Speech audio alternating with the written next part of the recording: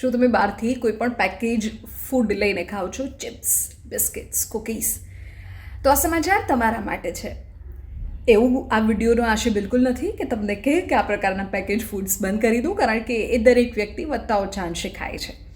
અને ઘણી વખત તો આપણે એવું પણ ચેક કરીએ છીએ કે હોલ વ્હીટ ફૂલ આટા પ્રોડક્ટ, નો મેંદા, નો શુગર, નો એડિડ શુગર, નો આર્ટિફિશિયલ શુગર.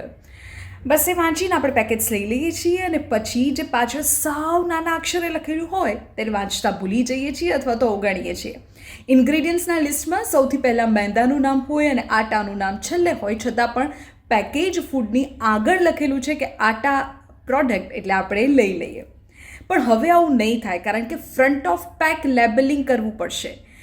સુપ્રીમ કોર્ટે FSSAIને આ મામલે ગાઈડલાઇન તૈયાર કરવા કહ્યું છે કે આ મામલે હવે વિચારો કે પેકેજ ફૂડની ઉપર જ લોકોને જાણવાની તમામ વિગતો લખેલી હોય, ચેતવણી તેની નજરની સામે જ હોય.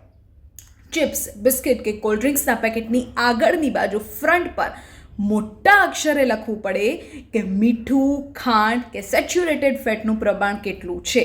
આનાથી ઓબેસિટી કે પછી ડાયાબિટીસ થઈ શકે કે કેમ, આનાથી હાર્ટની પ્રોબ્લેમ થઈ શકે કે કેમ. પેકેટ પર સ્ટાર રેટિંગ અથવા તો કલર કોડ પણ આપવો પડી શકે, જેમ કે લાલ રંગ એટલે અનહેલ્ધી, જેથી અભણ વ્યક્તિ પણ એ સમજી શકે કે આ મારા સ્વાસ્થ્ય માટે સારું છે કે નહીં. ઝીણા અક્ષરોનો આખો જે ખેલ છે તે ખતમ થઈ જશે. સુપ્રીમ કોર્ટના આ આદેશનું FSSAI પાલન કરશે તો એક ગાઈડલાઇન સામે આવી જશે જે અમલી થઈ જાય તો ઝીણા અક્ષરોનો ખેલ ખતમ થઈ જાય. અત્યાર સુધી કંપનીઓ મોટાભાગે પાછળ વિગતો લખતી હતી, જે હવે નહીં ચાલે.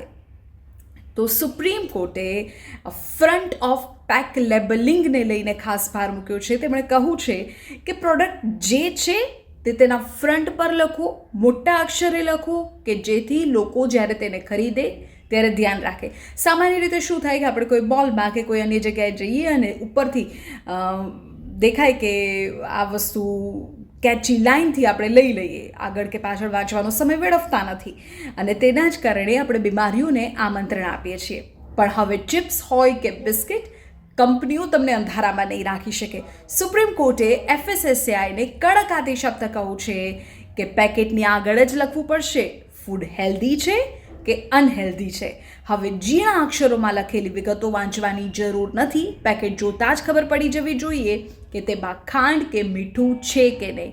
અને તમારી હેલ્થ સાથે રમત કરનારી કંપનીઓ પર હવે સુપ્રીમ કોર્ટની આ કાર્યવાહીની સીધી અસર થવાની છે, કારણ કે જે લોકો ફ્રન્ટ લેબલિંગ પર કંઈક અલગ અને પાછળ કંઈક અલગ દર્શાવે છે તેમણે હવે સુધરી જવું પડશે.